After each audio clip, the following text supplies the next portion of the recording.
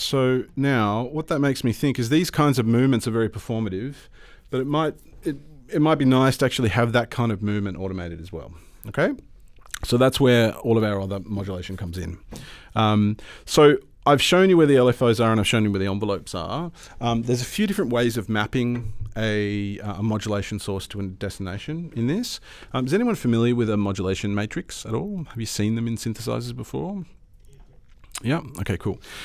So this has a really deep modulation matrix, but you can easily assign something without diving into a matrix. So let's do that first of all. So I'm going to turn off my my filter modulation. So it's just, there's no modulation from the filter with the envelope.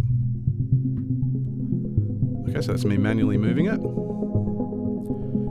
So what I'd like to do now is modulate the cutoff frequency with an LFO. So there's a few different ways you can do it. This is the cutoff parameter up here. You'll see if I zoom in. There we go. There's a little mod button. Press mod, modulations.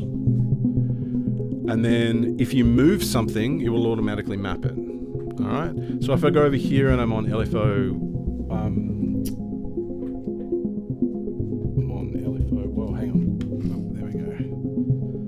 LFO1, if I move the amount, it's automatically mapped that to the LFO, to the filter cutoff. I'm going to change the speed. If I go back to the filters,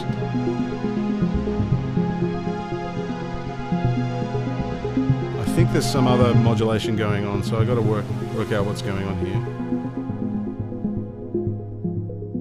Let's go back to the filters. There we go. Open up this one.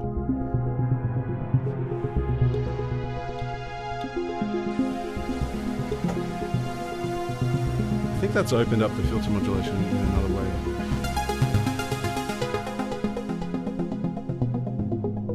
Okay. All right, so it's easy as that to map something.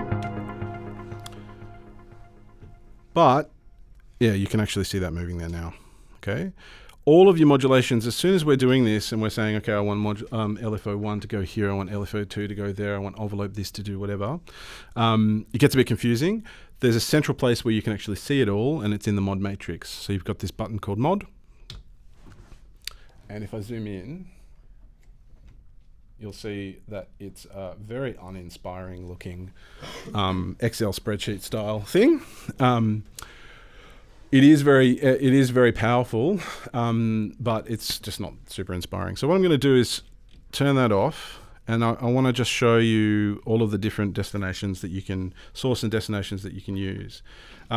So this top one chooses the slot for the modulation. So if I go number 2, and then you've got, this is your source. So what's going to modulate what? So let's choose, say, LFO2, for instance. All right, and we'll choose a destination.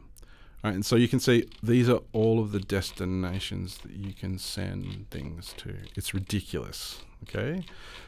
First thing that I'll do is I actually want a little bit of kind of, I guess, articulation change in that sound.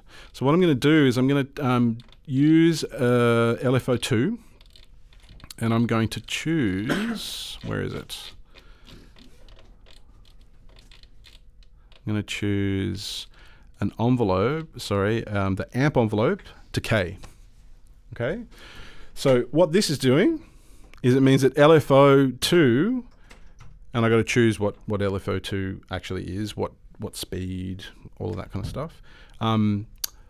What LFO2 is going to do is it's going to change the length of the decay of the amplitude. Okay? So let's turn off the effect so that we can hear it.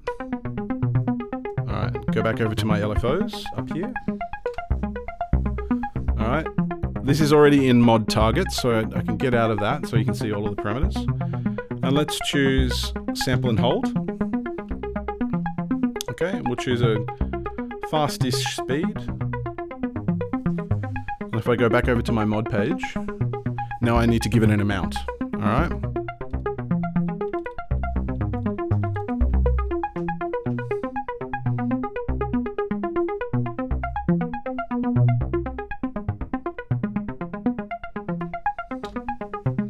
LFO2, amount, amp envelope, decay.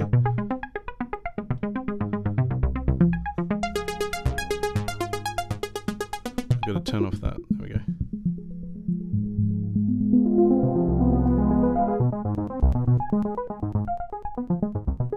Okay, so what I'm doing is I'm modulating with LFO2 the decay of this, but I'm not really hearing it very much. I'm not sure why not. Okay, interesting. Okay, let's try something else. Let's try, similar to what I showed you in my preset. I'm going to go to my mod matrix, LFO2. Instead of LFO2, I'm going to go down here to something called rand trig. So this means every time it hears a note, it's going to choose a random value. And this is unipolar, all right? So it's from 0 to positive values. There's also another one which is rand trig bipole, which is up and down, okay? And then now that's mapped to envelope decay, it should change the envelope randomly on every note. There we go.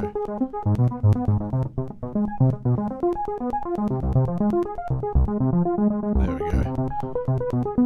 That clicking is because my release was too short. There we go.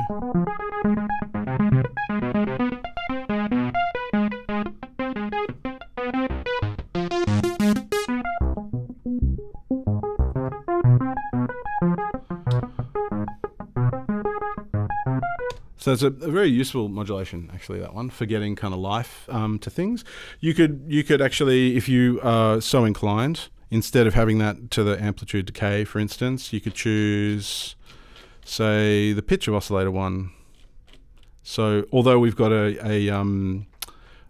sequence going, if I put the amount at 0, I go back to the modulation page. All right, now we've got random pitches.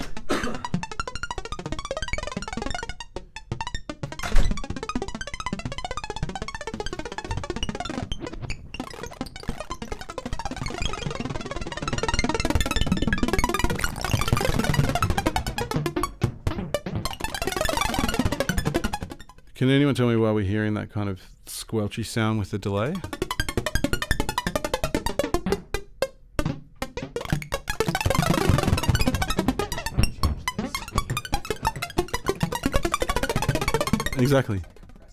Exactly, right? So what I'm doing here, as you can see, is I'm changing the tempo.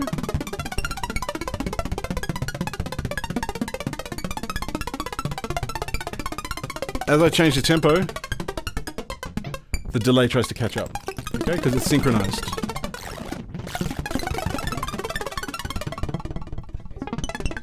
Exactly.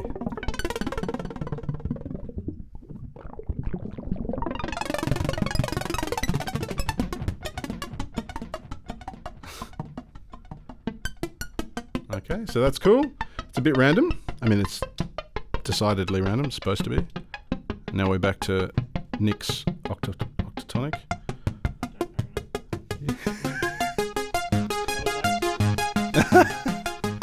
Okay, cool.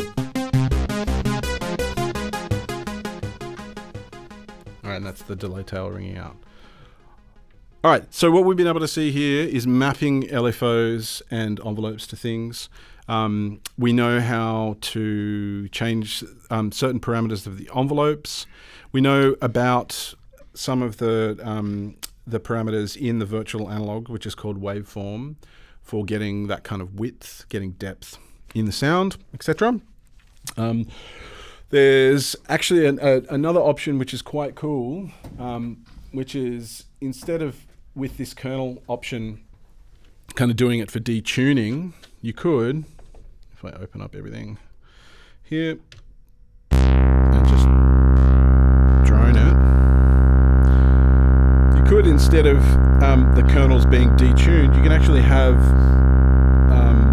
tune the kernels themselves to different intervals.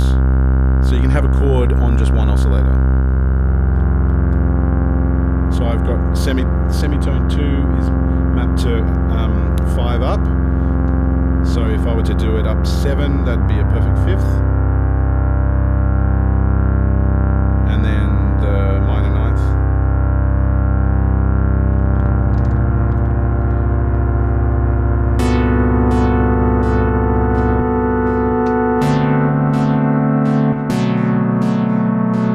Right. So super rich, and it widens them, even if you're not doing that kind of detune thing, right? So that's great. So that's a bit of an overview of kind of how you build things up. What we're going to do now is move over to wavetable, because this is what Waldorf's mostly known for.